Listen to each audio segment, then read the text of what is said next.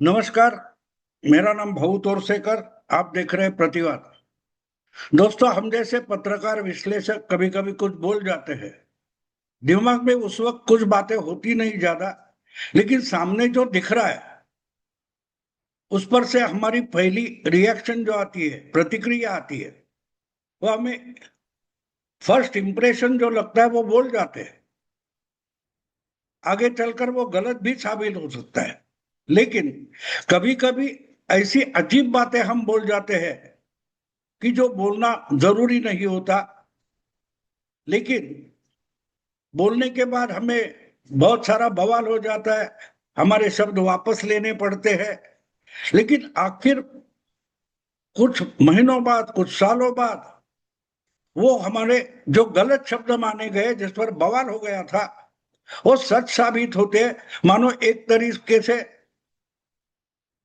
हमने भविष्यवाणी की हो, तो जानबूझकर कैलकुलेटेडली नहीं किया होगा, लेकिन बोले तो सही था। और जो दिखाई दिया वो मानो ईमानदारी से बोला था, और वो आखिर जाके सच साबित होता है। ऐसी एक बात मेरी समझ में आई, और मुझे लगा कि आपके साथ वो साझा करनी चाहिए, शेयर करनी चाहिए। आज तक इस चैनल पर, इंडिया टुडे नेटवर्क में काम करने वाली अंजना कौम कश्यप बहुत पॉपुलर एंकर है, बहुत सालों से काम कर रही है। वहां उनके बारे में कंट्रोवर्सी भी हो जाती है, बहुत सारा उनके साथ जो प्रवक्ता या मेहमान होते हैं, डिबेट में झगड़ा भी हो जाता है। तो 6 साल पहले अंजना ओम कश्यप ने अवधान होते ना होते हुए अचानक से एक बात बोल दी थी। उनको मालूम नहीं था कि उन्होंने लगाया हुआ माइक चालू है, और जो बोलेगी वो रिकॉर्ड होगा, ये इनको मालूम नहीं था। और अचानक से अंजना ओम कश्यप कुछ बात बोल गई थी। 6 साल यानी 2019 की बात है, शायद अगस्त सितंबर वगैरह। मुंबई में इनके नेटवर्क का एक कॉन्क्लेव वगैरह हुआ था, सम्मेलन हुआ था। उसमें बहुत सारे पॉलिटिशियंस या एक्सपर्ट्स को बुलाया गया था, वक्ता करके बुलाया गया था। और ऐसे में एक डिबेट खत्म करके अंजना उन कक्षक निकली थी। उस वक्त के जो युवा नेता वगैरह होते थे, उनका कोई डिबेट था, और वो करके वो निकली और स्टेज से हट गई। और उनको लगा था कि ठीक है, रिकॉर्डिंग बंद हो गया, कैमरे हट गए। लेकिन उन्होंने लगाया हुआ जो माइक था, स्टेपल या क्या बोलते उसको, वो चल रहा था। और इसलिए बाकी अपने कलीग के साथ या किसी दोस्तों के साथ स्टेज से उतरने के बाद एक बात अंजना ओम कश्यप ने कही थी, आज वो सच साबित हुई है। और इसलिए उनकी सराहना करनी चाहिए कि एक तरीके से इतनी जानकार पत्रकार अचानक से बोल गई, लेकिन बिल्कुल सच बोल गई। बाद में उनको सोशल मीडिया पे खुलासा भी करना पड़ा था कि भाई मुझे ये कहना नहीं चाहिए था, और ये चैनल का या नेटवर्क का मत है, ऐसा समझो मत, वगैरह वगैरह वगैरह। एक तरीके से माफी मांगनी पड़ी थी। वो प्रोग्राम था युवा नेताओं का, और महाराष्ट्र में जो कुछ बड़े युवा नेता है उनको उस डिबेट में बुलाया गया था, या इंटरव्यू था, मुझे अब पूरा याद नहीं है। लेकिन जो कुछ बोला था अंजना कश्यप ने, वो बड़ी भविष्यवाणी इसलिए थी कि वो शिवसेना के, यानी पूरी अखंड शिवसेना थी। एकनाथ शिंदे उससे हट भी नहीं गए थे, और 2019 के चुनाव, विधानसभा चुनाव होने बाकी थे, उस वक्त की बात है। तो शिवसेना में 2 नंबर के नेता थे, जो उद्धव ठाकरे के पुत्र है, जिनका नाम आदित्य ठाकरे है। शिवसेना के अंतर्गत और एक संगठन चलता है, वो जड़ उसका वजन भारी है, उसको युवा सेना बोला जाता है। उस युवा सेना के अध्यक्ष करके आदित्य ठाकरे को उस डिबेट में बुलाया गया था। और उन्होंने जिस ढंग की बकैती वहां की थी, उस पर डिबेट में रिएक्शन ना दी, लेकिन डिबेट खत्म होने के बाद किसी अपने परिचित या कलीग के साथ बोलते हुए अंजना कश्यप एक सेंटेंस बोल गई थी, एक वाक्य बोल गई थी, आगे चलकर ये शिवसेना का राहुल गांधी साबित होगा, लिख के रखो। क्या था?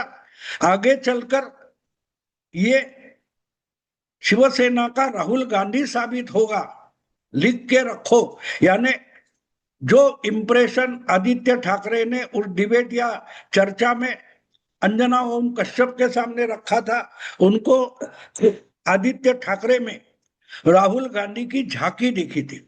क्योंकि एक बात है, राहुल गांधी तो दिल्ली में नेशनल पॉलिटिक्स में हमेशा बकवास करते रहते, और जिस ढंग की बकवास करते हैं उस बकवास के कारण ही 100 साल नहीं 150 साल पुरानी कांग्रेस पार्टी का सत्यानाश हो गया है। फिर भी वो पार्टी के चीफ है, उनके खिलाफ कोई तकरार नहीं कर सकता, कंप्लेंट नहीं कर सकता, या कांग्रेस उनको हटाती भी नहीं। और दिन ब दिन, सालों साल कांग्रेस और बड़े गर्क में फंसती जा रही है। तो जो कांग्रेस का राहुल गांधी ने एक वरिष्ठ नेता बनकर किया है, बिल्कुल वही शिवसेना के लिए आदित्य ठाकरे कर सकते हैं। ये आदित्य अंजना ओम कश्यप के भविष्यवाणी का आशय था, और आज वो बिल्कुल साबित हुआ है, सच साबित हुआ है। क्योंकि देखते देखते 2019 के बाद मानो 3 साल, पौने 3 साल में शिवसेना टूट गई, और एकनाथ शिंदे शिवसेना के 56 में से 40 से ज्यादा एमएलए लेकर अलग हो गए, और उनके पास से शिवसेना नाम, यानी उद्धव ठाकरे आदित्य ठाकरे के पास से शिवसेना का जो नाम था पार्टी का, और चुनाव चिन्ह भी एकनाथ शिंदे लेकर गए। और इसका कारण यही था, अनुभव और अकल ना होते हुए भी जिस ढंग की राजनीति आदित्य ठाकरे अपने पिता के और दादा के पुण्याई पर करते हैं, उसकी कीमत पूरी शिवसेना को चुकानी पड़ी। आज उनके पास जो पार्टी बची है उसको कोई शिवसेना नहीं बोलता, उनको सब उबाठा शिवसेना बोलते हैं। क्योंकि पार्टी का 4 अक्षरी नाम जो है शिवसेना, वो एकनाथ शिंदे के साथ चला गया है। उन्होंने उद्धव के साथ बगावत की थी, और पूरी पार्टी और चुनाव चिन्ह लेकर एकनाथ शिंदे निकल गए, और उद्धव ठाकरे और आदित्य ठाकरे पिता पुत्र बस एकनाथ शिंदे को गाली देते बैठ गए। उससे आगे वो कुछ नहीं कर पाए, ज्यादा कुछ नहीं कर पाए। और पिछले विधानसभा चुनाव में तो 19 के चुनाव में जितने एमएलए जीत कर आए थे खंड शिवसेना के, उससे भी एक ज्यादा एमएलए एकनाथ शिंदे गुट जो माना जाता है उसने जीत कर दिखाए। और आदित्य ठाकरे और उद्धव ठाकरे मिलकर कुल मिलाकर सिर्फ 20 एमएलए विधानसभा में चुनकर लाए। ना उनका नेता विपक्ष बन सकता है, इतनी विपन्नावस्था में शिवसेना उबाठा चली गई है। और उसके एकमेव जिम्मेदार अगर कौन है तो वो है आदित्य ठाकरे, जिन्होंने अपनी दादा की पार्टी यानी अपनी जागीर मान ली, और वो जितनी गलतियां करते गए उस हर गलती की कीमत उनकी पार्टी को चुकानी पड़ी। और जो ये कीमत भरने से थक गए वो एक एक करके निकल गए, और एक समय ऐसे आया कि एकनाथ शिंदे के नेतृत्व में बहुत सारे एमएलए और नेता शिवसेना छोड़कर चले गए, या उद्धव ठाकरे को छोड़कर चले गए, और अपने साथ शिवसेना भी लेकर गए, शिवसेना का चुनाव चिन्ह भी लेकर निकल गए। और आदित्य ठाकरे और उनके पिता सिर्फ अपना जो घर का नाम है वो पकड़ कर बैठे, उससे ज्यादा वो कुछ नहीं कर पा रहे। हम ठाकरे हैं, हम ठाकरे हैं, हम ब्रांड है, लेकिन उनको कोई ना समझता है ना सुनना चाहता है। तो ये अंजना ओम कश्यप की भविष्यवाणी थी। उन्होंने कहा था ये आगे चलकर शिवसेना का राहुल गांधी साबित होगा, लिख के रखो। तो किसने लिख के रखा था मुझे पता नहीं, लेकिन उस वक्त मैंने वीडियो बनाया था या ब्लॉग बनाया था मुझे याद नहीं, लेकिन बहुत सारे लोग इस पर रिएक्ट हुए थे। कुछ लोगों ने अंजना को गाली भी दी थी, कुछ लोगों ने सराहना भी की थी। लेकिन आज 6 साल बाद जो स्थिति हमारे सामने आ रही है, जैसे वहां राहुल गांधी अपनी पार्टी 150 साल की पार्टी 140 साल पुरानी कांग्रेस पार्टी को डुबोकर भी रुकना नहीं चाहते, बिल्कुल वैसे ही यहां महाराष्ट्र में जितनी पार्टी खत्म कर दी है उससे आदित्य ठाकरे का समाधान नहीं हुआ है। वो और अपनी पार्टी को डुबाने में लगे हुए हैं। और बहुत जल्दी जो महाराष्ट्र में स्थानीय इकाइयों के चुनाव होने वाले हैं, उसके लिए पूरी रणनीति खुद आदित्य ठाकरे बना रहे।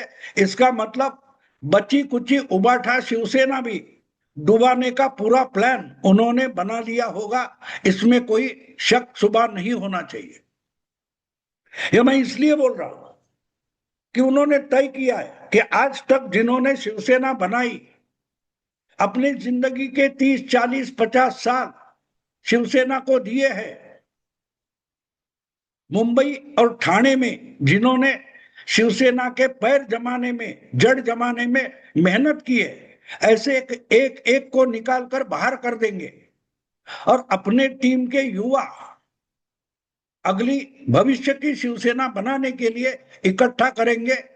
बीएमसी हो या ठाणा म्युनिसिपल कॉरपोरेशन हो या और जो स्थानीय चुनाव होंगे, उसमें पुराने जमाने का या ना दादा के या अपने पिता के जमाने का लीडर उम्मीदवार नहीं बनेगा। ये आदित्य ठाकरे ने तय किया है। और इसका सीधा सीधा मतलब ये है कि जिन्होंने शिवसेना बनाई, चलाई, मजबूत की, उसको ताकत दिलाई, उसके लिए अपनी जिंदगी खपाई, ऐसा कोई भी आदित्य ठाकरे को नहीं चाहिए जो कांग्रेस में हम पिछले 10-12 साल से राहुल गांधी की कार्यशैली में देखते हैं। आज यानी 2090 के 1990 में एक एक करके राजीव गांधी की हत्या होने के बाद कांग्रेस चरमरा गई थी। वहां से फिर से कांग्रेस को अपने पैर पर खड़ा करने का काम राहुल की माताजी सोनिया गांधी ने किया था। और उनको जिन सीनियर कांग्रेस लीडर्स ने, वरिष्ठ कांग्रेस नेताओं ने मदद की थी, उनको एक एक करके राहुल गांधी ने ठिकाने लगाया। जो कुछ भी पार्टी के लिए अच्छा काम कर सकता है, पार्टी की ताकत बढ़ा सकता है, जिसके पास थोड़ी भी बुद्धि है, अकल है, जो पार्टी के काम में आ सकती है, ऐसे हर एक को दूर करके हटा के राहुल गांधी ने कांग्रेस आज विकलांग कर चुके राहुल गांधी। और बिल्कुल वही बात पिछले 10-15 साल में आदित्य ठाकरे आहिस्ते आहिस्ते कर रहे थे। इसलिए वो पहले बार चुनाव लड़े और डायरेक्टली मिनिस्टर बन गए। और उनका मिनिस्टर पद जाने के बाद पार्टी भी डूब गई है।